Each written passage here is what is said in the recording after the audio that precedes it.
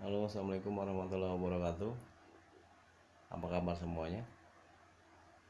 Bertemu lagi Kamis tanggal 23 April tahun 2020 bersama Bapak di pembelajaran minggu keempat eh, hari ini.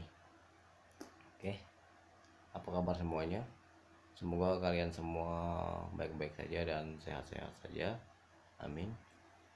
Eh, Pada kesempatan hari ini untuk pembelajaran produktif kita, eh, Bapak tidak akan membahas banyak ya, tapi setidaknya ya pada pertemuan kita hari ini kita lebih ke sama-sama belajar. Bapak juga hari ini ingin berbicara tentang eh, masih tentang COVID-19 atau virus corona ya, dimana akhir-akhir ini negara kita termasuk negara yang virus ini cepat berkembang, dan Bapak tidak ingin kita semua tidak memiliki pengetahuan yang cukup untuk bisa setidaknya mengerti betapa bahayanya, sehingga kita diharapkan nanti bisa mengatasinya bersama-sama dan mengantisipasinya bersama-sama. Banyak orang di luar sana yang masih cuek ya dengan keberadaan atau kejadian saat ini, tapi setidaknya kita di sini sama-sama belajar bahwa pentingnya pengetahuan agar kita mampu nanti dan sadar bahwa ini sangat membahayakan bagi diri kita sendiri dan keluarga kita, apalagi kepada orang-orang yang kita sayangi. Virus ini kan sama-sama kita tahu pada awalnya dimulai dari ditemukannya di daerah Wuhan, Cina pada akhir tahun 2019. Nah, setelah itu berkembang berpindah dari suatu negara ke negara yang lain. Nah, virus ini sangat cepat sekali menular ke orang lain. Makanya sering diistilahkan sebagai pandemi. Nah, pandemi itu sendiri adalah dimana sebuah virus yang cepat menular kepada orang lain dengan cepat dan tidak pada kondisi atau daerah tertentu. Jadi dia menular dimanapun dia berada. Jadi itu pandemi. Jadi tidak hanya pada suatu daerah tertentu. Contohnya kalau kita dulu membayangkan virus ini hanya ada di Wuhan dan kita tidak akan kena, dan nyatanya sekarang virus ini sudah sampai kemana-mana dan hampir separuh negara di dunia ini sudah terpapar oleh COVID-19 ini. Dan sekarang kondisi Bapak juga sama seperti kalian, standby di rumah atau di rumah aja. Tapi yang bisa kita lakukan ya tetap harus bersama-sama belajar sesuai dengan apa yang sudah ditugaskan oleh sekolah kita. Nah, jadi kalian juga harus paham, harus memiliki pengetahuan sehingga mengerti. Dan Bapak juga ingin bersama kalian sama-sama belajar sehingga kita nanti bisa sama-sama bisa bertemu kembali setelah wabah ini benar-benar berakhir. Siswa-siswi sekalian, yang harus kita ketahui pertama kali adalah kita harus paham dulu ya apa yang menjadi istilah-istilah yang kita sering tonton di televisi maupun di media sosial. Kita juga tidak boleh mempercayai sesuatu yang memang belum tahu kebenaran beritanya. Tapi setidaknya kita belajar istilah yang namanya ODP, PDP, lalu APD, terus PSBB, lockdown, dan lain-lain. Nah, kalau kita mau belajar satu-satu ya kalian juga harus mengerti itu istilahnya apa sih. Jangan cuma nonton-nonton saja, nanti orang ngomong seperti ini lain anggapannya seperti itu. Tapi setidaknya kita memiliki pengetahuan tentang itu. Bapak akan menjelaskan yang pertama, yaitu tentang ODP. ODP itu artinya orang dalam pengawasan. Nah, orang dalam pengawasan ini bukan orang yang positif kena virus corona, tapi ODP ini adalah orang dalam pengawasan. Jadi orang ini dicontohkan adalah contoh ada orang yang baru datang dari zona merah. Misalkan dari orang mudik dari Jakarta ke Lahat.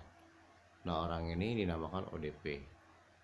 Dan orang ini harusnya melapor atau didata oleh daerahnya masing-masing dan diwajibkan untuk melakukan karantina mandiri minimal di rumah selama 14 hari.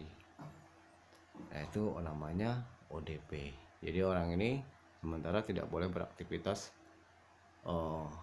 sebebasnya selama dia belum melakukan karantina selama 14 hari di rumah atau di tempat yang sudah disiapkan oleh daerahnya masing-masing. Yang kedua itu PDP. PDP itu pasien dalam pengawasan. Nah, kalau pasien dalam pengawasan ini juga belum tentu orang yang terinfeksi virus corona karena dia masih pasien dalam pengawasan. Jadi dia sudah terindikasi menjadi pasien tapi masih menunggu hasil yang sudah dites oleh pihak medis. Nanti beberapa waktu yang akan datang hasilnya akan ditentukan bahwa si orang ini positif atau negatif. Itu adalah pasien dalam pengawasan. Jadi pasien ini juga harus dikarantina, tapi dia dikarantinanya sudah di rumah sakit. Yang ketiga itu APD. APD itu alat pelindung diri. Nah, alat pelindung diri ini biasanya ya banyak ya, sering kita lihat itu kalau tenaga medis pakaiannya seperti astronot lengkap, ada masker, kacamata, baju pelindung, sepatu bot dan lain-lain. Nah, itu semua untuk melindungi diri dari penyebaran virus ini. Nah, virus ini masalahnya tidak terlihat, jadi agak susah juga, tapi setidaknya kita bisa melakukan pencegahan dengan menggunakan alat pelindung diri. Seperti kita yang masyarakat biasa ya minimal pakai masker lah, masker.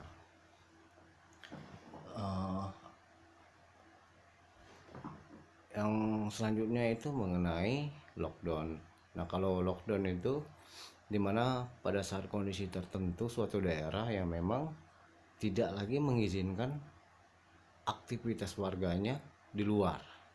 Kalau sudah lockdown itu kita semuanya harus dan diwajibkan semuanya harus standby di dalam rumah. Tidak boleh sama sekali ada aktivitas. Kita harus mengurung diri di dalam rumah sehingga akan menekan penyebaran virus ini sendiri. Sampai batas waktu kapan? Sampai batas waktu yang memang tidak bisa kita tentukan. Kita tidak akan bisa lagi keluar. Kita tidak akan bisa lagi beribadah bersama-sama di tempat yang seperti biasanya. Kita tidak bisa lagi berkendara dan lain-lain. Itu lockdown. Nah, kalau PSBB ini yang baru-baru ini di Indonesia PSBB. Nah, kalau PSBB ini pembatasan ya sosial berskala besar. Nah, itu kalau di Indonesia itu PSBB itu seperti ini ya.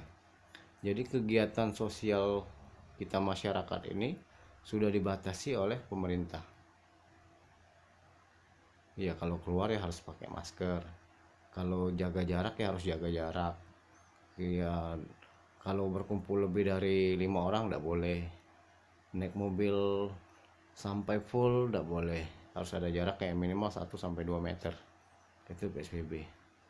Karena ya itu tadi menekan penyebaran virus ini sendiri. Nah, dari sekian banyak yang Bapak jelaskan tadi, setidaknya kita paham ya dan mengerti bahwa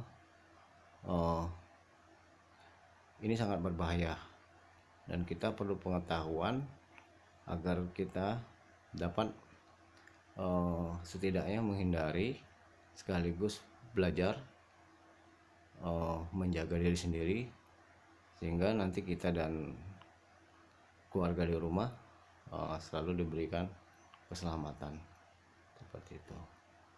Dan pesan dari Bapak adalah jangan ceroboh ya, jangan memaksakan diri, menganggap ini cuek, dan masih melakukan aktivitas berkerumunan seperti biasa, berkumpul dengan orang-orang baru yang tidak kita kenal. Apabila kita ceroboh melakukan seperti itu, maka akan sangat disayangkan apabila kita terpapar dan akan menularkan ke keluarga kita dan orang-orang di sekitar kita.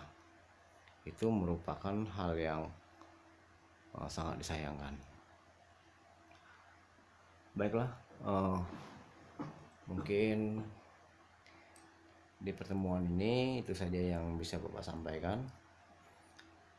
Untuk tugasnya, Bapak menginginkan kalian semua membuat video sama seperti Bapak dan dikumpulkan nanti dengan video yang menceritakan tentang bagaimana cara kalian mengatasi kejenuhan selama berada di dalam rumah, dan kalian harus jelaskan seperti itu.